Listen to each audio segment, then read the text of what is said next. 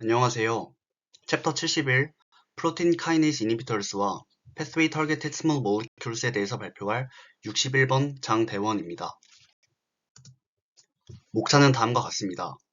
엄밀히는 제가 맡은 분량은 아니지만 내용 이해를 하는 데 필요한 PI3K, AKT, mTOR 패스웨이에 대해서 우선 살펴보고 그중 mTOR를 이니비트하는 라파미신 아날로그와 그 종류에 대해서 살펴보겠습니다. 그 다음엔 조금 다른 주제인 멀티카이네이스 이니비터스가 무엇인지에 대해서 살펴보고 그중 4가지 종류인 카보잔티닙, 반데타닙, 미도스타우린, 길털티닙에 대해서 각각을 살펴보겠습니다.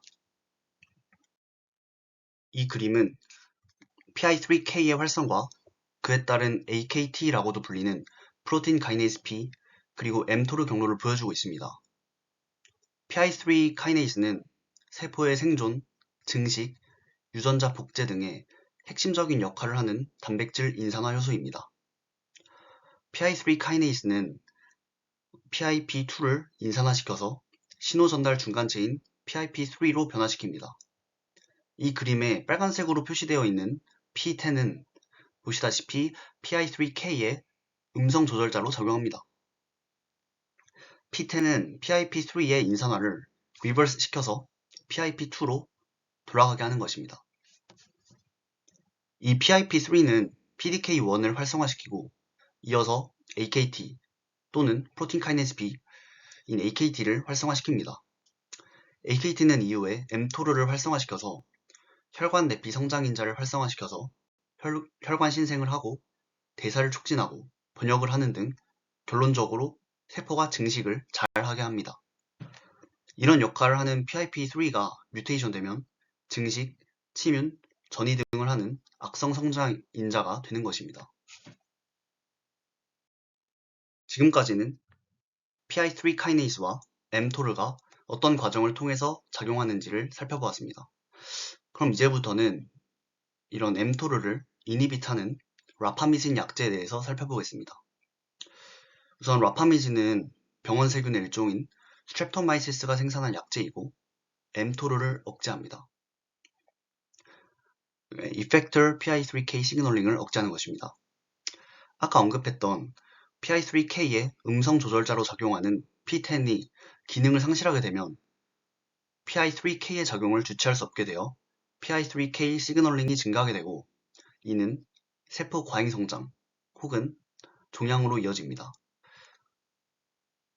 그래서 암세포에서 이런 P10의 기능 상실을 자주 관찰할 수 있다고 합니다.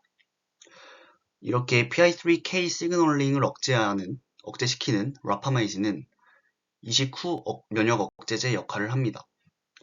셀 사이클 진행과 혈관 생성은 억제하고 세포 자멸사는 촉진시킵니다. 라파미진 약제의 메커니즘 오브 액션에 대해서 살펴보겠습니다. mTOR는 원래 FK506 결합단백질인 FKBP12와 결합하여 mTORC1 컴플렉스를 형성합니다.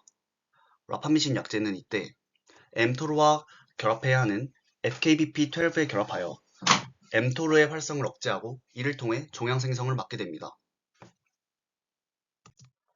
이번엔 라파미신 아날로그의 ADME에 대해서 살펴보겠습니다.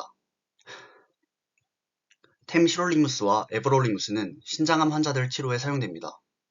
템시롤리무스와 에브롤리무스를 비교해보면 템시롤리무스는 매주 한 번 25mg씩 정맥 투여를 하는 반면 에브롤리무스는 매일 10mg씩 구강 투여를 합니다. 둘 다 CYP3A4에 의해서 대사되고 혈장 반감기도 30시간으로 같습니다. 그런데 템시롤리무스의 첫 번째 대사산물인 시롤리무스의 반감기는 53시간으로 깁니다. 시롤리무스는 mTORC1 억제작용을 하고 더 넓은 혈중 약물 농도 곡선 면적을 가져서 환자의 항암 치료에 중요하게 기여합니다. 동족체인 에브롤리무스도 마찬가지로 mTORC1 억제작용을 합니다. 경미한 간 기능 장애를 가진 환자의 경우 체내 약물 제거가 지연되므로 이때는 양을 감소시켜서 투여해야 합니다. 다음으로는 세라피틱 유스에 대해서 살펴보겠습니다. 템시롤리무스와 모두 신장암 치료제로 공식 승인되었습니다.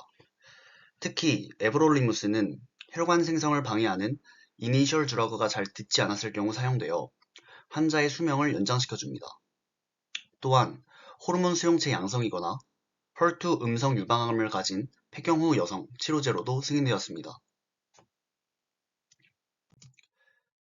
다음은 이런 라파미신 아날로그의 부작용에 대해서 살펴보겠습니다. 경미한 부작용으로는 가벼운 발진, 점막염, 빈혈, 피로감 등이 있고 심각한 부작용에는 고혈당증, 고중성지방혈증, 폐취문, 간질성 폐질환이 있습니다. 소수 환자에서는 백혈구 감소증이나 혈소판 감소증이 생기지만 치료 중단 시 사라집니다. 에브롤리무스는 8%의 환자에서 폐치문이 나타나고 템시롤리무스는 더 적은 비율로 폐치문이 나타납니다. 기침, 숨차는 증상, 방사선 변화가 나타날 시에는 약 투여를 중지해야 합니다.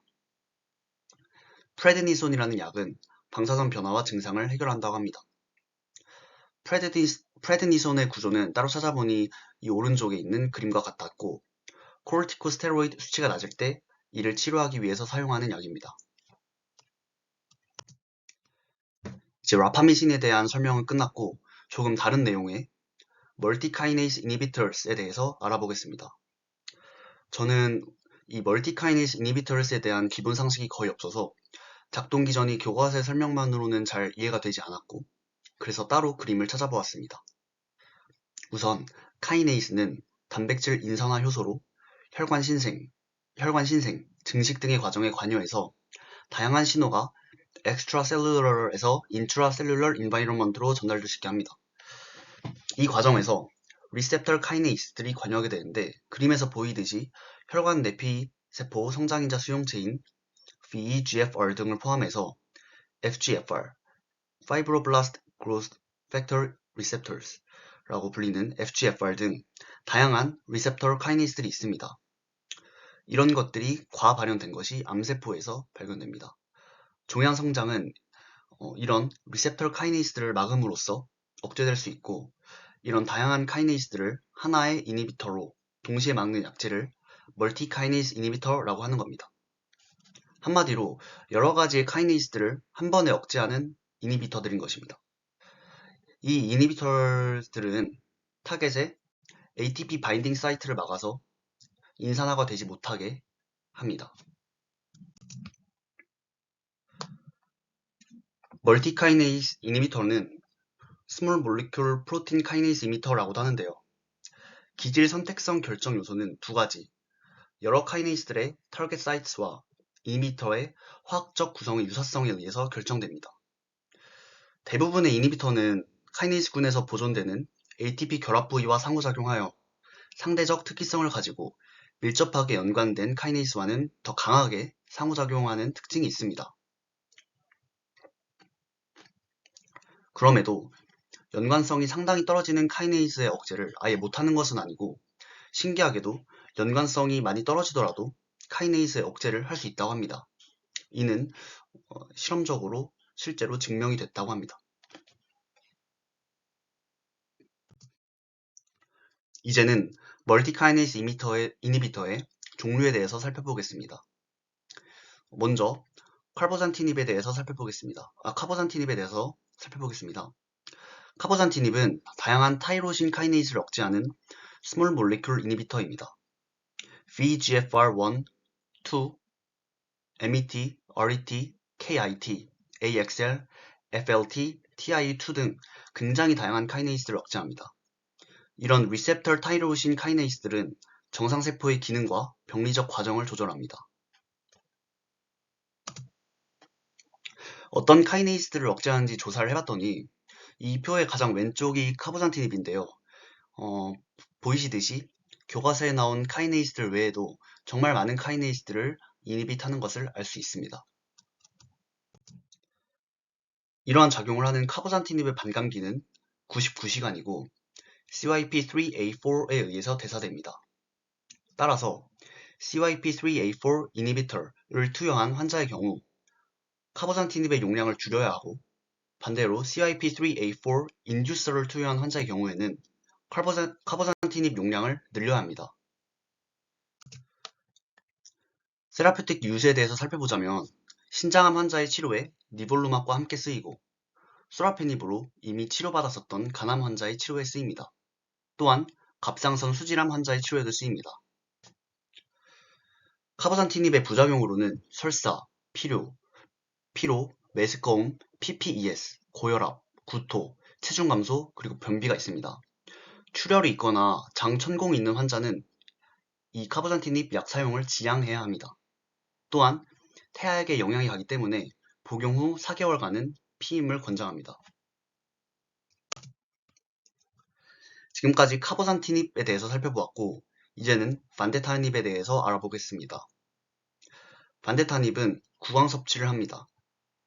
VEGFR, EGFR, HER, RET, BRK, TIE2, SRC 등의 카이네이스들을 억제합니다.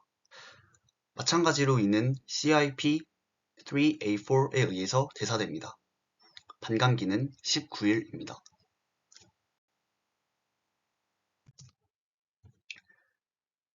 갑상선 수질암 환자의 치료에 쓰이지만 증상이 미미한 경우에는 여러 부작용 등을 고려해야 하기 때문에 무작정 사용하는 것이 아니라 신중하게 고려해서 사용해야 합니다. 부작용으로는 설사, 발진, 여드름성 피부염, 고혈압, 메스꺼움 등이 있고 심한 경우 QT 간격 연장, 그리고 더 심하면 급사까지 이어질 수 있습니다. 간이 손상된 환자 혹은 QT 연장 증후군 환자는 이 약 사용을 지양해야 합니다.